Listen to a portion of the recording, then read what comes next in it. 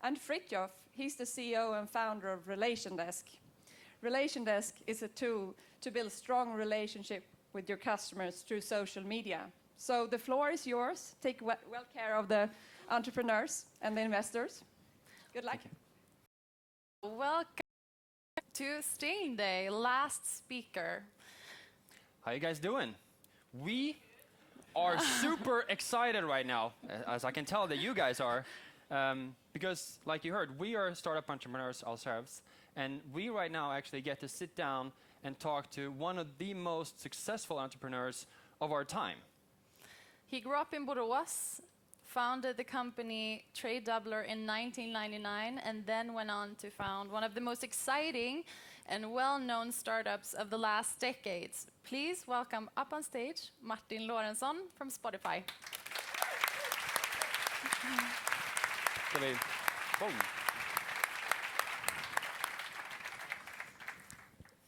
All right, great to have you here. Let's see if we can get you installed. Thanks. So, it's a bit shaky. That's a funky chair right there. Yep. Yeah. Before we get into the more serious questions, it's going to be fun. Yeah. Fritjof and I thought we would get started with a few very short, quick questions to sort of take your temperature a little bit. So, you ready? The first question, what is your most played track on Spotify? It must be something, because I just started to play acoustic guitars, it must be something with two Mexican artists, Rodrigo and Gabriela. So I say Tamachun, it's a fantastic two-guitar song. That is probably the most played song. If you got one, what would it be? Invisibility. I like the show The Invisible Man. So then you can sneak in and listen a little bit to entrepreneurship meetings, one-on-one here, and that's cool. And do a little bit peekaboo. Yep. So, if you were a hip-hop artist, what would your stage name be? Yeah, since it has been a lot of talking about competitors, Apple, Dr. Dre, so it must be something with doctors. So I would say Dr. Martin. Yeah. Oh, nice. Good stuff. What is the first thing you do in the morning? Yeah, it's probably reading a Swedish magazine, Dagens Industri. Happiest moment? The paper version. Normally I do the digital version, but this I keep in paper. Huh? Good. And what's the happiest moment of your life? Oh, it's a big question. So, but since I'm talking here to entrepreneurships, it must be something with creation, creating Trade Doubler or creating Spotify. So this setting up a company, it must be the most happy moment in the most happy moments in my life, because I have done it a couple of times. Now, you didn't get any music when you came up on stage, but if you could choose a song to walk up to, what would it be? Probably not hip-hop. Okay, my stage name, Dr. Martin. I would probably pick Blur, this song too. It's a lot of energy. Yeah. And actually, they're also coming now with a new album after, I think, 10 years. So they're coming with a new album on Spotify. So song 2 with Blur. Great choice. Yeah. So when there's just too much to do at work, what do you do to decompress? Yeah, something with to relax. Probably playing guitar, some drums, playing golf. We can actually do this to political questions. So it's you can deduct when you give your employees a membership in gym, but then the tax authority, they say it cannot be personal training, it cannot be golf, it cannot be meditation, yoga, riding horses, and I think that is in this environment because when you're coding so much, then you should really do some meditation things. So I think they should change the tax rules a little bit. So something with guitar coming out in the nature. What's your favorite curse word? That's a bad word? Swearing. Yeah, yes. Fuck off. Oh. Yeah. So what do you value most in friendship? To laugh a lot. So some funny person to tell me some laughable stories. What are you most excited about these days?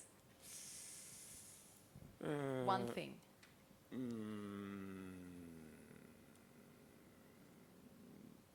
Spotify's exponential growth. Good one. Yeah. Of course.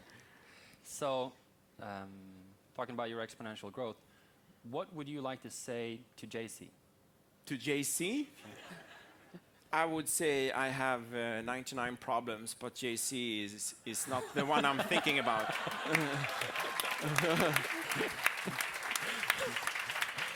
Good one. What is the one thing about Spotify that people would be surprised to learn? Yeah, I can tell many stories, but then I need time. I can tell something about the name. A lot of people think Spotify is a collaboration, or that we are playing with words. That Spotify is a combination between spot and identify. So Spotify, spot and identify. But it's not true. It was actually a coincidence. We were sitting, Daniel and I, in his mother's apartment, and he was screaming something, and I thought he said Spotify, and then I checked it up, and at that time, .com name, .cn for China, all these domain names were free, and then we immediately bought the name. So it's just by coincidence. So the after construction it's a combination by spot and identify, but it's not true. Bit of storytelling there. Nice. Yep. So, what advice would you give yourself at 13?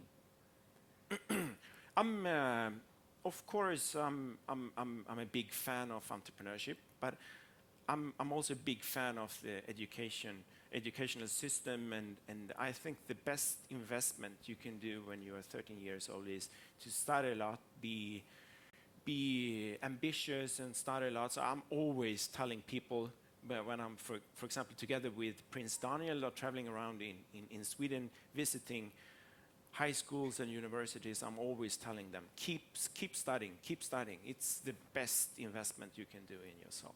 So study a lot. Which dead person would you like to cover for you if you were homesick? Ooh, it's a little bit spooky. Yeah, a little bit, yeah. I would say some, maybe some really smart guy, Albert Einstein, fascinating person. He also played a lot of music and invented a lot of things. Yeah, I would say Albert Einstein. It's putting a lot of pressure when you get back, yeah? Yeah. Yeah. It is. So, what's the last hobby that you picked up? I think it was I started to play guitar 3 years ago, and also started to play golf. So I would say guitar and golf, two great things. And what is the geekiest thing about you? Actually, we have our headquarters just the neighbor from here, so they're up here, and I do a lot of geeky sports there. I just opened a room with 12 water-cooled computers. I play a lot of darts. I love pinball games. We are playing table soccer, pool, snooker. So I think these kind of things are the most geeky things. Computer games, it's a little bit geeky. I'm told for computer games, but I still play pinball games and computer games. It's quite geeky. We heard about this room. Yeah. It's amazing, I've heard. Yeah, it's amazing. So we can go up there afterwards. Yeah, maybe. Cool. So, those were the quick questions. Let's dive into to some of the deeper ones. You're currently the chairman at Spotify, and you're working with a number of different areas in the company, and you've done an amazing journey from the idea of a streaming music service to what's today a global company with 1,500 employees and working in 58 countries. But like we said, we're startup entrepreneurs as well, beginning a journey that's hopefully something similar to yours. So we'd like to pick your brain on some of the things that we should know about when we run our startups. Yeah. So one of the things that I would want to know is, when you sit down with a potential employee, how do you know that this is a person I want to work with. This is a person that can help me grow my business.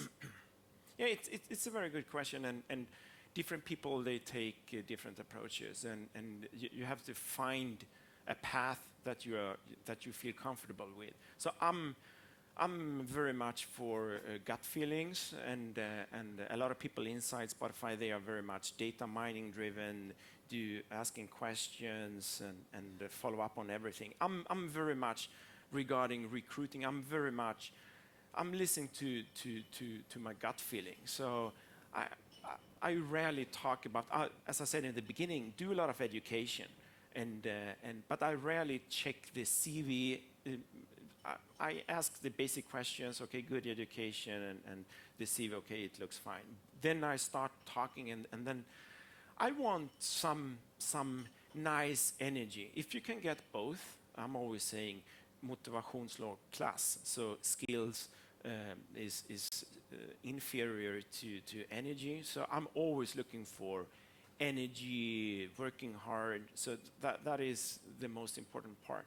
So I don't have any book for doing this. Just in this case, I listen to my gut feeling.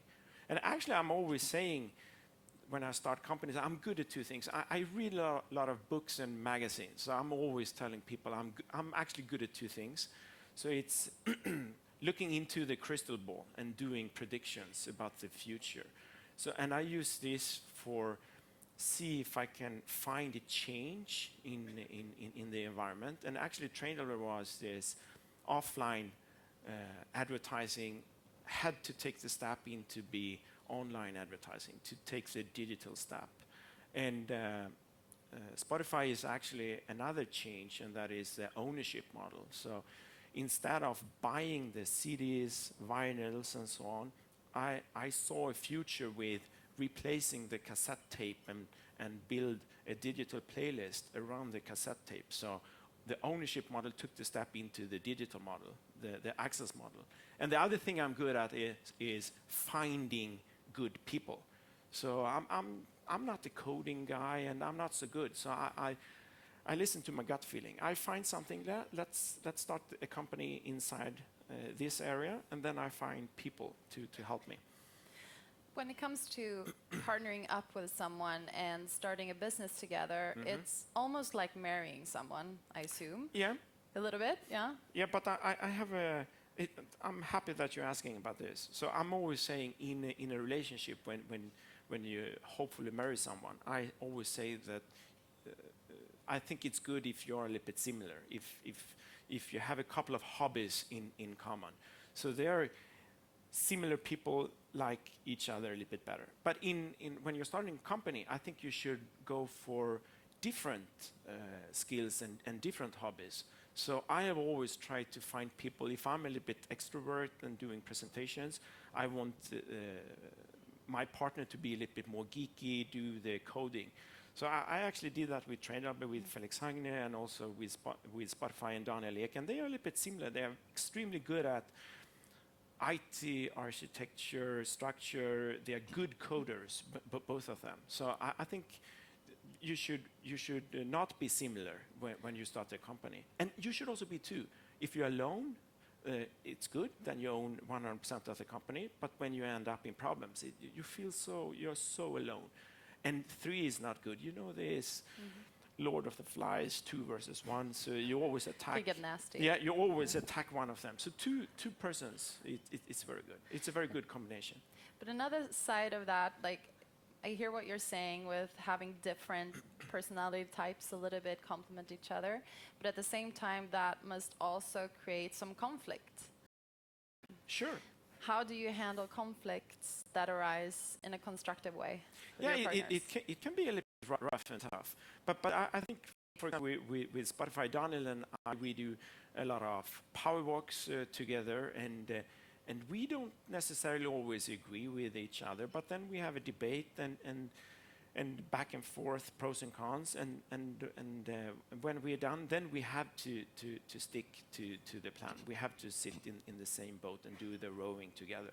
So debate is I think it's important. I think it's bad always to have yes sayers around you. So I think it's good when people challenge you. No Good. hurt feelings. No, No. sure. Good. So there's been, sorry? Yeah, but it's a little bit similar with competition. Of course, I always say music, men, women, 0 to 100 years old, everyone loves music. So since everyone loves music, of course we have competitors, but competition is good. So I think as a Swede, maybe I have this a little bit naive vision that we can coexist, and monopoly 100% is bad, because then sooner or later you get someone after you. So it's good that you can coexist, and competition is good. So when it comes to you and the competition, there's been a lot of discussion in the startup community the past few years with skills versus luck. Or let's not call it luck, let's call it factors outside the reach of the company team. So how important do you think it is to actually have luck to build a successful startup? I think luck is important. I always say, as I said, okay, it's good to understand. Let's see, what should we do? Should we sell sand in Sahara, or should we sell hot dogs, or should we do Spotify? So of course there is some value in that. Was what you chose between? Yeah. Yeah? Wow. Yeah, but good choice. Yeah, but Spotify was the revenue source was ads, because I had knowledge from ads from TradeDoubler. But the traffic source, we were debating, should it be product search, or should it be movies or Godfather or audiobooks, and then we ended up with music. So we actually checked the biggest format, and we went down to the smallest format, and we had no clue about how hard it would be to get the record license agreements. So of course you need luck in this environment. So I always say the business idea is 3%, and then execution is 97%. And if you also can be a little bit lucky, then it helps. So it took us 2.5 years to get the test license for Sweden, and almost 6 years to test this fantastic model in United States. And if I would have been unlucky there, no, you don't get any test license here for Sweden, then I was unlucky, and then I wouldn't be sitting here talking to you. So you should not underestimate luck. Good. So with that said, I'm not going to the casino now and try it again. that's probably a good choice right there. A lot of people would argue that the definition of a successful company is a company that generates profit, but Spotify is still growing, so it's not generating that big profit yet. But would you still say that Spotify is a successful company now, and if so, why? Yeah, I would say it's a successful company, because we have so many paying, and you pay with your time, and then you have to see ads, or you're paying a monthly fee. And when we do customer service, they are very happy with the service. So I would say it's a successful company. And you shouldn't always measure money. I'm not saying that money is not important, but in this case, we have a plan, we have a vision, and since we have exponential growth, we think it's better we are in 58 countries, and I think the last number with United Nations was 192 countries. So I don't see any reason why we cannot also go to the other countries. So we have been focusing on growth. We are in all countries in South America, Central America, North America, and Europe, and Australia, New Zealand, and we have started with Asia. We're not in Africa yet, but it's also a natural question. We have to check the licenses, the infrastructure. We have to do this together with the telecom operators. So Africa is a little bit behind, but we will come there.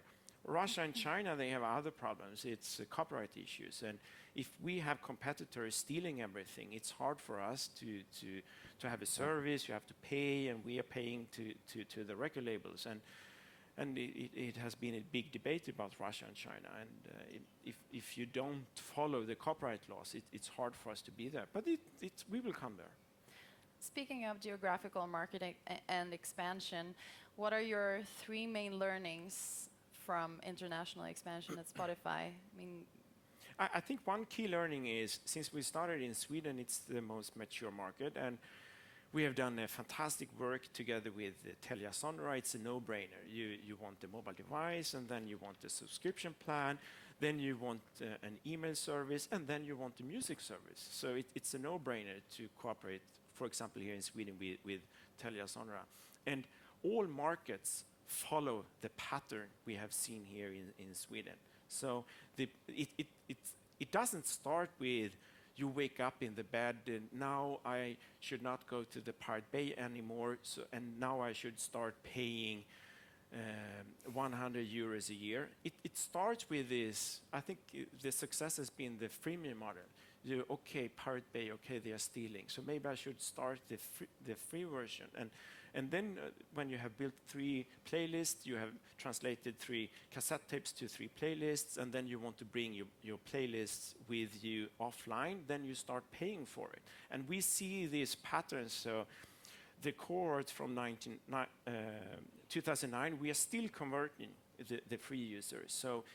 So Norway, Denmark, the Nordics, Germany, UK, all countries, US are following the same pattern that we have seen here in Sweden. So we are taking them step by step, the countries.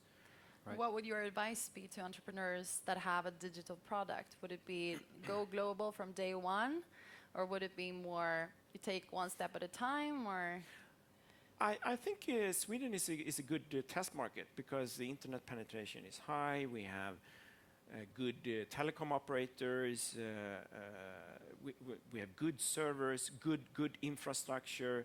So I think it's a good key learning to start with Sweden. But since it's a digital product, you don't necessarily have to go to Norway after Sweden. So, but you can go to the Nordics, and then Germany. It's a good market, strong economy. UK, and we Swedes, most of us are good in English, so it's easy for us to go to UK and US. And US is a huge market. Of course, everyone would like to go to Russia and China, but the play field is a little bit different there. Yeah. And let's see what happens with the copyright laws. So to do, sorry, you go ahead. No, go ahead. Yeah. So to do these, to grow like this, you need funds, of course. And that's also a key learning. So I'm always saying hungry wolves are the best hunters. So you should not raise too much money, but without any money, then you will go into bankruptcy. So, but you should always raise a little bit money, and you should not raise the money when you have to, because then the terms will be not so good. And the good thing with me was that I made a lot of money from TradeDoubler. So then my negotiation position with the VCs was much better than if I wouldn't have any money. So I always say we are always out and raising money because we like it. It's always good to have some money, but we cannot raise too much because we must always be a little bit hungry. Hungry wolves. You should raise money when you can, not when you have to. But don't raise too much. You should. Hungry wolves are the best hunters. So would you say that's the main thing that startups do wrong when they talk to investors, that they're hungry for too much, or? No. It's a good question. So sometimes I think maybe if we're talking about digital apps, I think the best step is if you can run the company a little bit without so much money. And if you're not able to do the coding, give some coders 5, 10, 15% of the company. I did that, for example, with Ludwig Strigeus, one fantastic developer in Gothenburg. And then you make a prototype, and when you have a prototype and you can show the VCs something, then it's easier to raise money. It's hard to just come with a business idea. And I think you should take it step by step. So if the valuation, and the valuation is not that high in the beginning. So if you take too much money, then you will be diluted. So I think it's better if you believe and if you're good in execution. Take a little bit and then get some users, and then, of course, the valuation will increase. Yeah. So you mentioned earlier that you're good at looking into the crystal ball. So if you were to start a new startup right now, what market or what industry would you move into? What would be your next Spotify? Yeah, it's a good question. I think one reason why I'm so happy now, and for us here, is we see a fantastic revolution now. And I think, I don't know how many mobile users we have in the world, if it's 1.5 or 2 billions, and that will go up to 5, 6, 7 billions. When I was a kid, I always said one good business idea would be to sell one box of matches to every Chinese person. And at that time, it was 1.3 billion, and then they have this birth control, so it's still 1.3 billion. And I still think it's a good business idea to sell one box of matches to each Chinese person. But with that saying, it's now you can actually reach all the people on the earth. So I think something with, I like this digital things, apps, education, healthcare, what's coming now, more sensors, Apple Watch, and use all the users in the world. So I think we have just seen the start of new things coming here. So I think it's a perfect time to start new companies. Yeah, great. Exciting times. So we have time for one question from the audience. We have a couple of guys with mics out there. We have one question right here. Wait for the mic a little bit. Solveig Rundqvist from the local Sweden's News in English. And I'm wondering what it is about Stockholm that makes it so successful for startups. I mean, it's tiny comparatively, and yet is number 2 in the world per capita for unicorns. Why is that? What is the Stockholm secret sauce? It's a good question, and I think it's something that I have seen before. It's something about cluster effects. So I'm coming from Borås. So I'm always saying El Toro from Los Boros. So and in Los Boros, in Borås, we had these clothing things, and a lot of financial services started in Borås, because when you got this catalog, you wanted to buy many more things that you could afford, and then you could. The financial solutions started that you can take a bank loan, so you can buy all the clothing that you find in the catalog. And Borås, they have kept this cluster effect, starting companies around clothing. And I think I see the same thing here in Stockholm, built upon education, developing coders, music, creativity. So Spotify, and iSettle, for example, started by Jakob Dier. He was my first employee at Tradedoubler. Carl-Johan Grandinsson, he started digital locks for doors. He and Carl-Johan and Jakob, they were the 2 first employees I hired at the Tradedoubler, and they still live here. So I see the same cluster effects around coding. That's why I'm talking to the education department that we should have coding in already start with coding in the ground school, and also to get the girls, because boys and girls, they are the same up to age 12, and age 12 we lose all the girls, so we have to start earlier on with coding.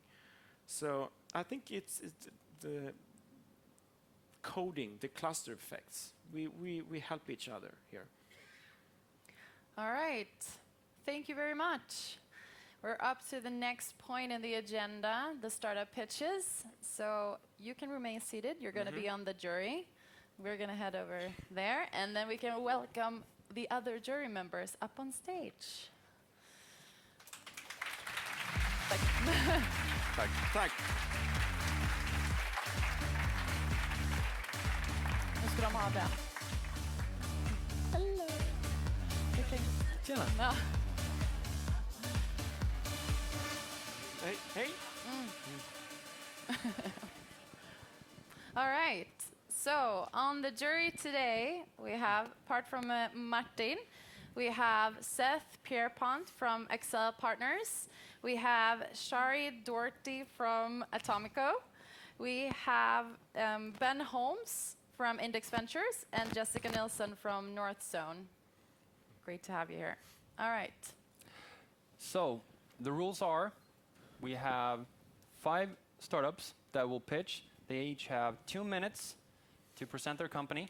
And after that, the jury will have time for 1 question and 1 feedback as a group. And after all these 5 pitches, you, the jury, together with the jury on stage, will be able to vote through the fantastic Swedish startup Mentimeter on the startup that you think you should invest in. So, I would like to invite the first startup up on stage, Andreas Lalangas from Salesbox.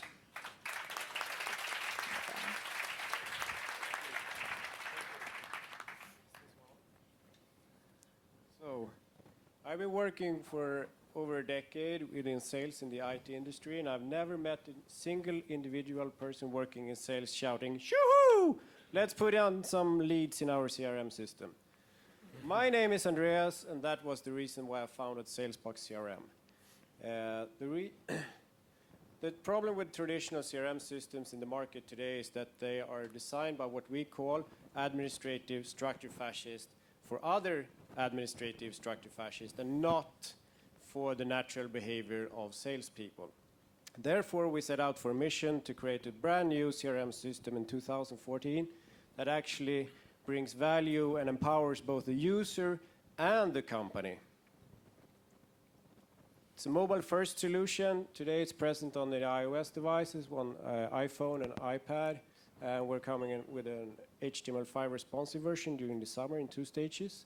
The single most unique thing with Salesbox in the CRM space is that it utilizes big data and machine learning, pattern recognition, to actually predict what the user needs before they even know it themselves. Examples of that could be that it tells the user what it needs to do in terms of dials, calls, how many hours they need to work each week to reach their targets. It scans their user's pipeline 24/7 and provides tasks for them to do. So far, we've reached, actually it's the wrong number, it's 130 countries now. We have got 6,500 companies registered last approximately 2 months. More than 17,000 downloads in App Store. That has brought us the #1 position in 4 countries, top 10 in 16 countries. And we're actually beating the global leader Salesforce in 10 to 15 countries, especially in Latin America. We will reach 20 million users before 2020, have 4 million subscribing customers paying $20 a month, making us a $1 billion company, a top 10 provider. We do it through our freemium model, and we will spread it viral like Dropbox, and primarily we'll prioritize to grow on markets with low competition and high growth, like Latin America. Thank you. That's all for me. All right. So, the jury, do you have a question and or a piece of feedback for this pitcher? Yeah, I have one quickly. You mentioned you want to leverage a viral spread and reference Dropbox. Clearly in Dropbox there was an inherent sort of communication channel in terms of sharing documents and sharing photos which they could leverage, whereas in sales teams, does that same viral vector exist? Get inspired exactly through that part, but more how they encourage you to invite other users. They use their data storage as their currency. We will use time as our currency. So if you invite another user to start using Salesbox, we will give you more free time for your paying users, or if you're a free user, you can pile those months up and get free users out of that. And do you have plans to launch on Android as well? Sorry, I didn't hear. Do you have plans to launch on Yes, Android as sorry. well? We will launch an Android version in late Q3 this year, especially for the Indian and Brazilian markets. Great. Is this working now? Is it working? Okay, great. So let me first start by saying I think you did a great job. It takes a lot of courage to come up here on stage and pitch to this many people. So well done. This pitch gets me really interested. I think you have a strong value proposition, and I was impressed by your traction. As an investor, my main concern would be around what you're making, what's different to your competitors, and your defensibility. And if you could convince me of that, I would be interested. Okay, you want me to Thank do it now? you. Thank you very Right, much. thank you. Okay, very well. All right, so the next startup is Single Technologies. So welcome up on stage, Johan Strömqvist. So, all right, my name is Johan Strömqvist. I'm the CEO of Single Technologies. I'm an engineer physicist originally, and I did my PhD in the body between medicine and physics. I had this vision that I want to change the whole life science industry. Naive, yes, I know. But so the business model, you know, expensive clinical trials, that's a drag for the pharmaceutical industry. So we wanted to improve that by basically test compounds before entering expensive clinical trials on cells from patients and see what's actually happening with our machine.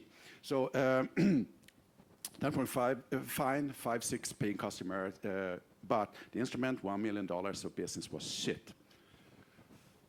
So then we developed this machine, Model Tata. It's a 3D video microscope. You connect it with your computer. You can insert, we have plates that are consumable. Insert, put, for example, cells on them and plug it in. You get 10,000 3D images of all your cells within 10 milliseconds. And now comes the interesting part. You can put DNA on the plates and plug it in. So today it takes 5 to 24 hours to do a full sequence. We do it in minutes. That's our ambition. So we sell the instrument, the plates, and we have an open source software where you can basically get rid of all microscope today and just make an app for microscope instead, a DNA sequence or whatever. The technology is based on, you know, it's a really rapid scanning stage that we have developed. Then you need to collect every photon. So we have a single photon detection system that we built. It's a sensor. And then we got the 3D optics to make the 3D imaging. And this optics was the method of the year, Nature 2014. Okay, I won't talk too much about this, but we now validated the technology with SciLife Lab, the third largest genomic platform in Europe, and we'll start to sell beta version next year. Finally, the key to success for us, I think, so far, is that we have a team that are from various fields, from the telecom, fiber optics, biology, and so on. And we also put on people on board from the big industry. Thanks. All right, thank you. Hold on. So one question from the jury and then one feedback. Sure. So great pitch. The question that I have is, you know, I think one of the challenges that you'll see is just proving efficacy, and so I'd love to hear more about your sort of go-to-market and how the conversations go with potential customers.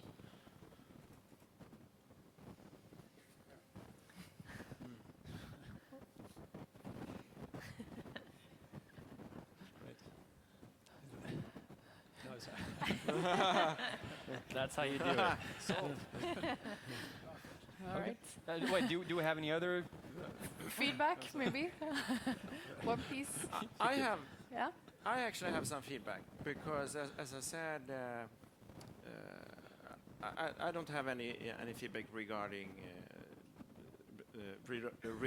this product or not. But I think what you did in the end is very good because you talked about the team. And if you remember what I said, the business idea is 3% and the people and the execution is 97%.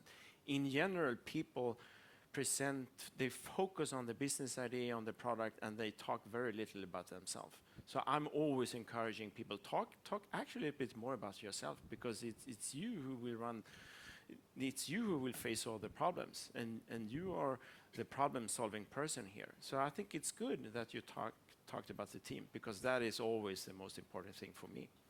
Cool. No matter what the product. Thank you very much. Yep.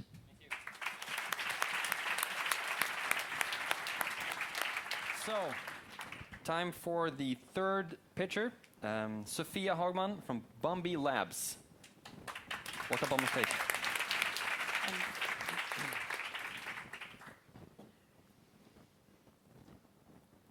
I guess you can't tell what this is. This is the presumed most visited area in Västerås, one of the largest cities in Sweden. But can you tell what this is? The method used to define the area. this is the actual most visited area in Västerås. And the method used is Bambi Labs solution.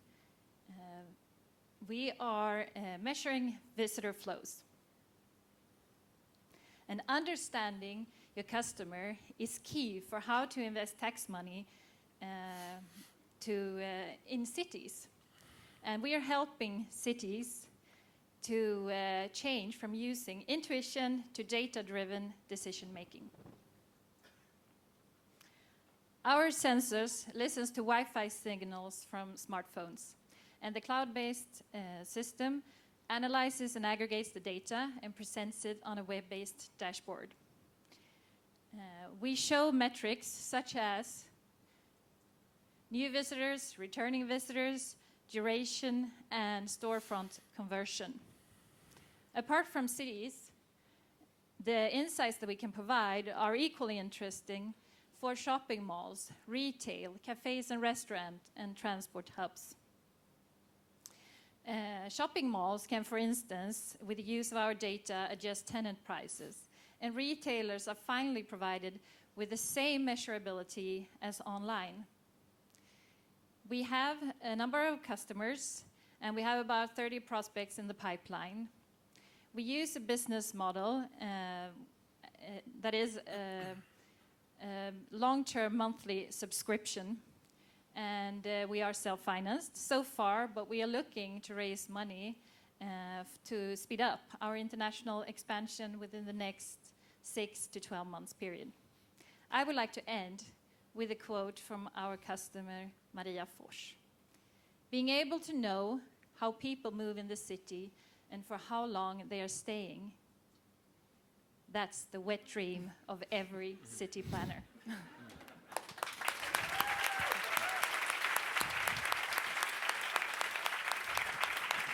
All right, good job. Do we have a question or a feedback from the jury? I have a question. You mentioned getting ready to scale outside of Sweden. What do you think some of your biggest challenges will be as you're looking to do that?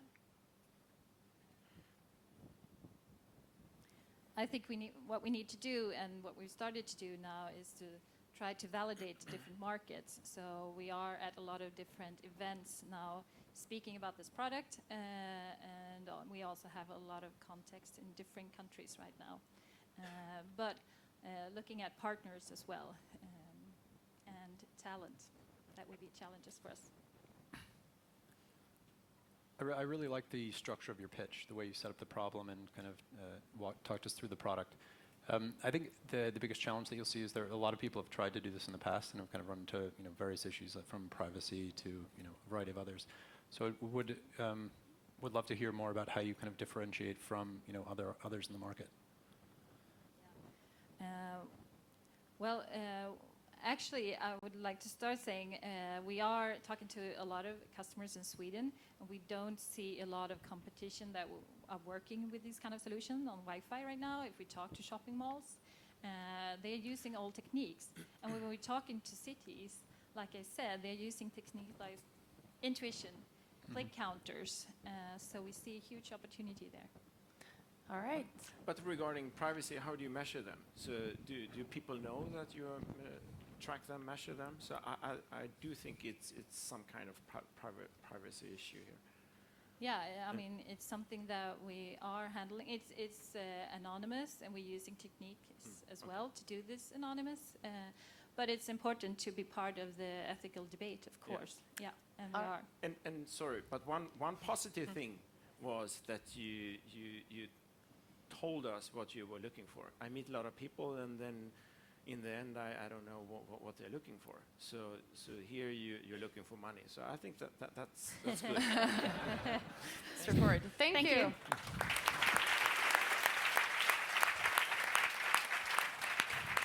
All right, so it's time for our fourth startup pitch, and it's Several Nines with Vinay Jusri.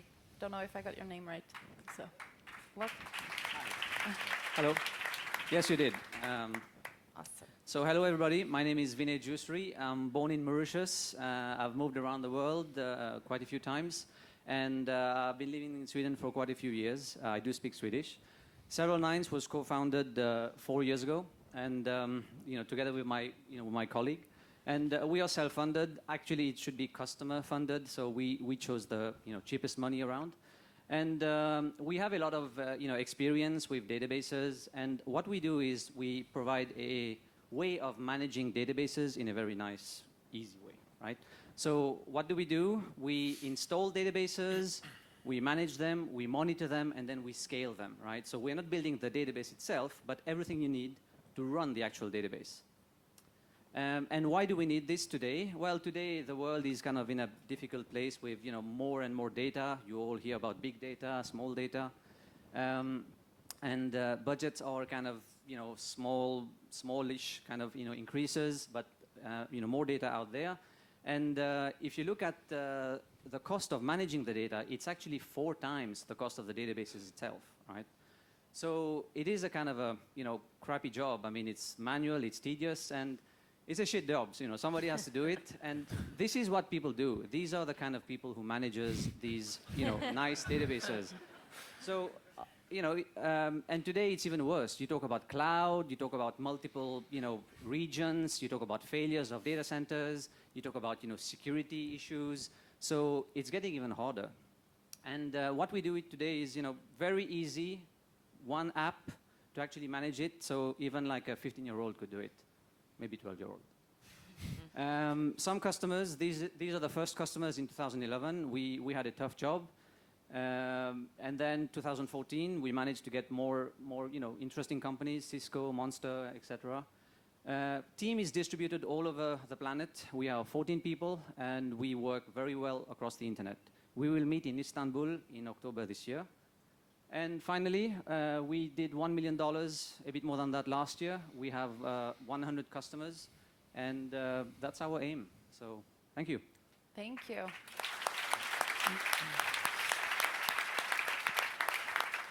All right, so one question and one feedback, please. Okay, question from my side. So at Northern, we're very team-focused, and you showed quickly a slide on the team there. Can you tell us a little bit more and why you have the best team to win this market? Yes.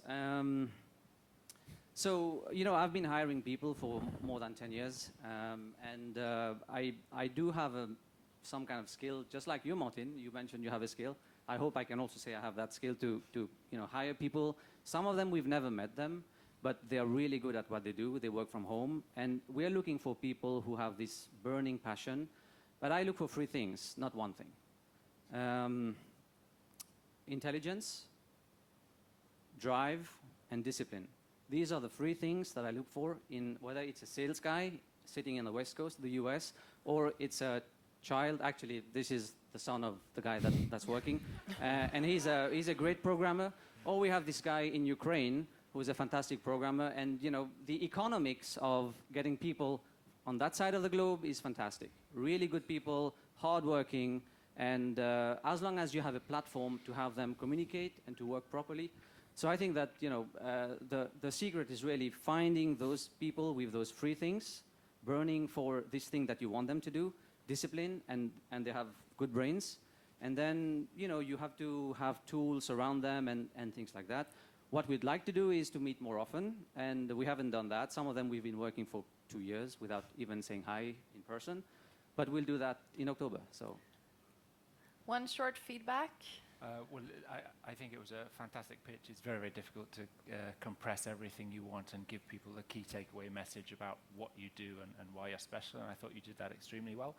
A comment I made to you earlier, I think in terms of customers, showing who the customers you have, people are always tempted to show big companies, and in a way it's actually more exciting these days to show lots of startups, and I much more trust the CTO of a fast-growing startup to make a great technology decision and use your technology than I do trust a very large corporate IT department. Thank you. Good. Thanks.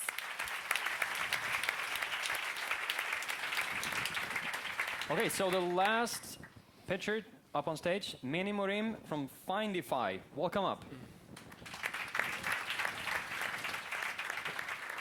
Hello, hello. Yes. So it seems I'm the last person standing between everyone and the cocktails, so I'll take my time.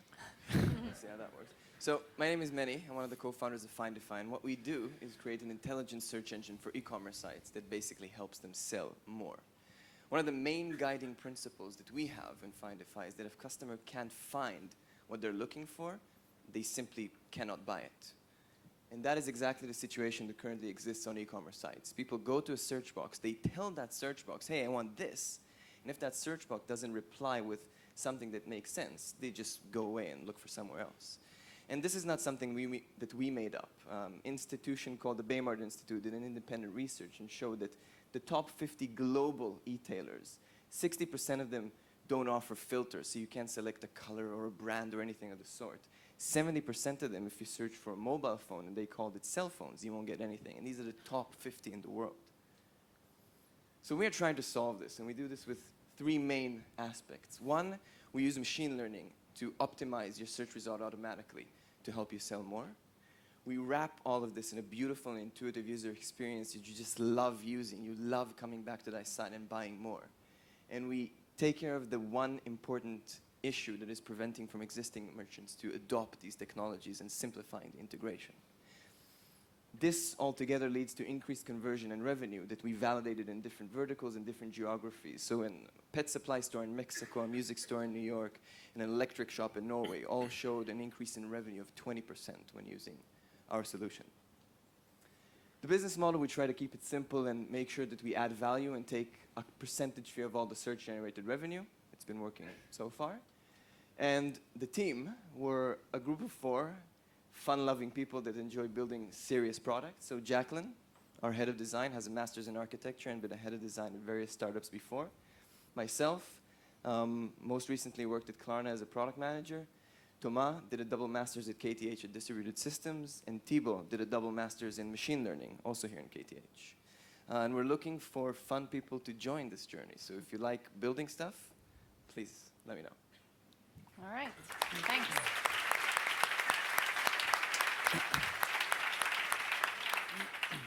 Feedback from the jury.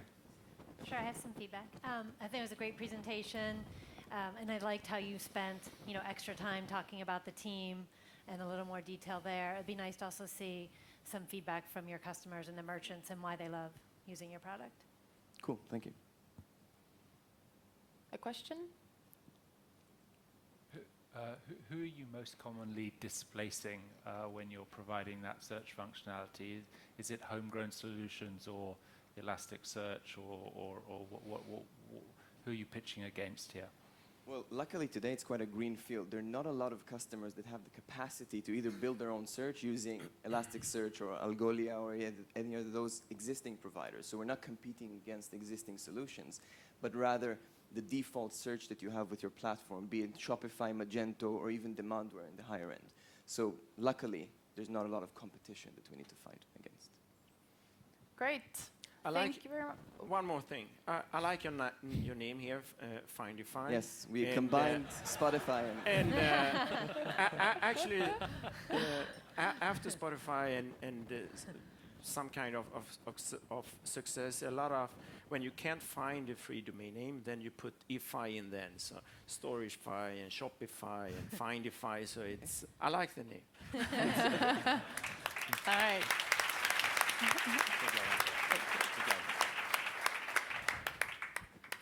All right, so now it's time for you to vote. So you should vote for the startup that you would invest in. And you can, thank you. You go to this address and place your vote. And the jury now actually, they get a piece of paper. So please write down the startup that you would invest in on that paper. Don't show it to the audience just yet. You have about 30 seconds, so get your smartphones out right now and place your vote. So while you're doing that, I'd like to ask all the startups that pitched to come up on stage. So all the startups will get a diploma and some elegant earphones here from the Swedish Startup Studio. And the winner will get some really cool speakers from Nokia and also a free ticket to Le Web, the conference in Paris, sponsored by Business Sweden. So let's say we have about 10 seconds left now. Go vote. There's a network issue. Network issue happening.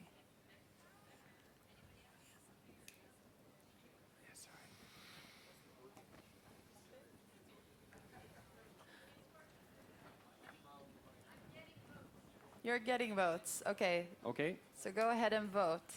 10 seconds left.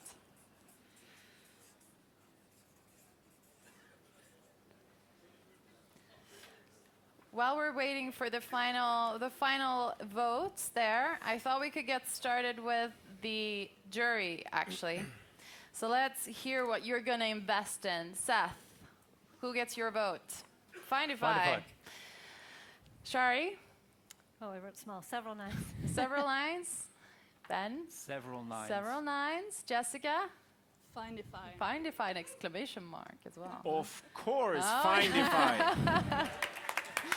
Very nice. But it's actually the audience that are gonna decide who is the final winner. Right. So we actually have a result, and the winner of the 2015 Sting Day pitch competition is Findify.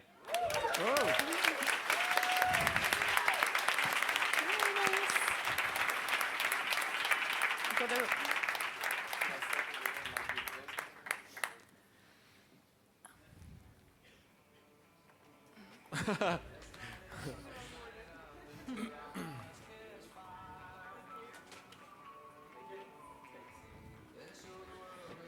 Earphones.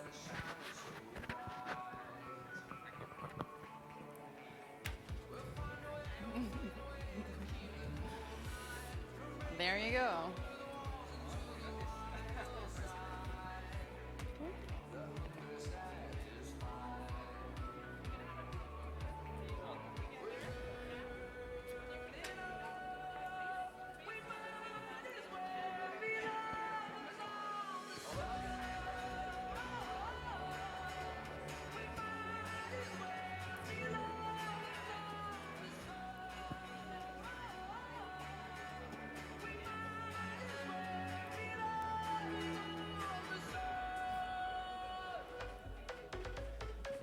All right. Cool, thanks, guys. Good job. Great job.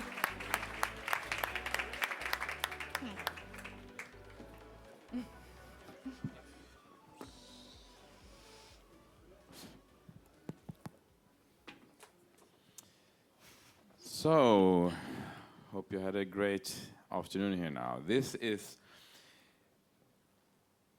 time to thank our pitching startups, the panel, and not the least our great moderators, Janna and Fritjof, for doing a great job. Thanks a lot. Big applause for them. Thank you. And now it is, yeah, we can do this now. Yeah, we can do it. Tack så mycket.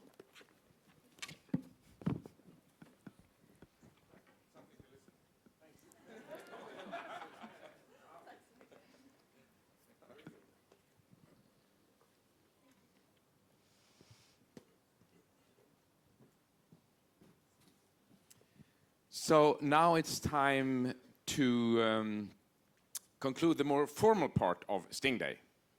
And we're moving into the party section now. Now, soon the party starts. In comparison with many other events, Sting Day is a small event.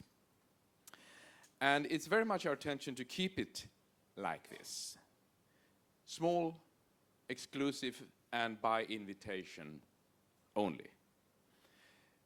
We hope you had a great day and got lots of new contacts, because that was the goal. So we will now clear this room as quickly as possible, because this room will be prepared for dinner. And everyone just move directly into the exhibition area for drinks. That should go quickly. And final remark. There is always critical persons, and there's a conductor behind every nice orchestra. There's several playing here. I'd just like to mention the main conductor here. Jill is somewhere here. Big applause to Jill. Woo! There is she. And Sarah also, of course. Great, thanks. Fantastic job. Fantastic job. Thank you all for coming. Hope to see you next year at Sting Day 2016. Enjoy the evening.